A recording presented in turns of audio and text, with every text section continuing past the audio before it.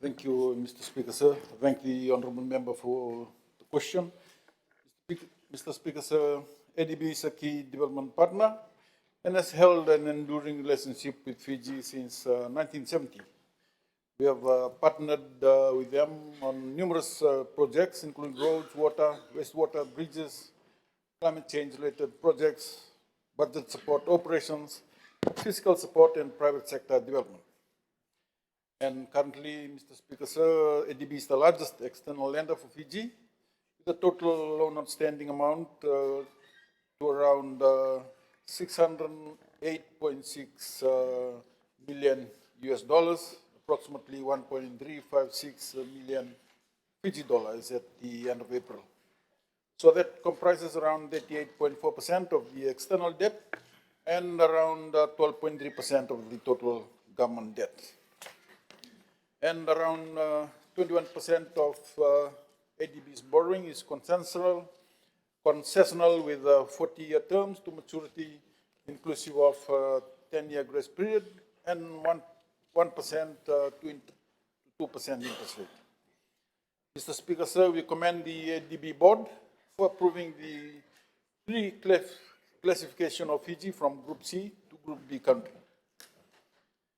Since January 2022, and we are extremely grateful for the endorsement of the soft landing terms to small island development states thereafter, which include Fiji, and aligning with the World Bank's International Development Association, IDA.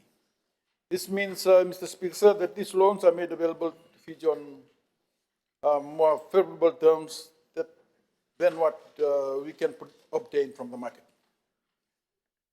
Current financing through ADB focuses on transport infrastructure, Mr. Speaker, sir, water supply, sanitation, cyclone emergency recovery, and budget support operations under policy-based loans.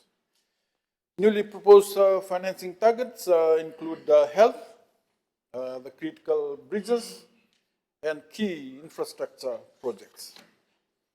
Mr. Speaker, sir, government has secured the critical 200 million US dollars, equivalent to around 445.6 million, financing from ADB under a modality of financing called policy-based budget support operations.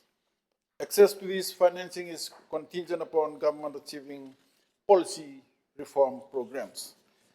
And this is very critical financing, Mr. Speaker, during this time, as it is anticipated to support government's effort in mitigating the ongoing fuel crisis, assist in the foreign reserve, and cushioning the upcoming national budget. And Mr. Speaker, sir, the timely and significant budget support loans and grants from our key development partners reflects their confidence in government counter-cyclical crisis responses and its ability to successfully utilize this financing through key projects and capacity for repayments. Thank you, Mr. Speaker, sir.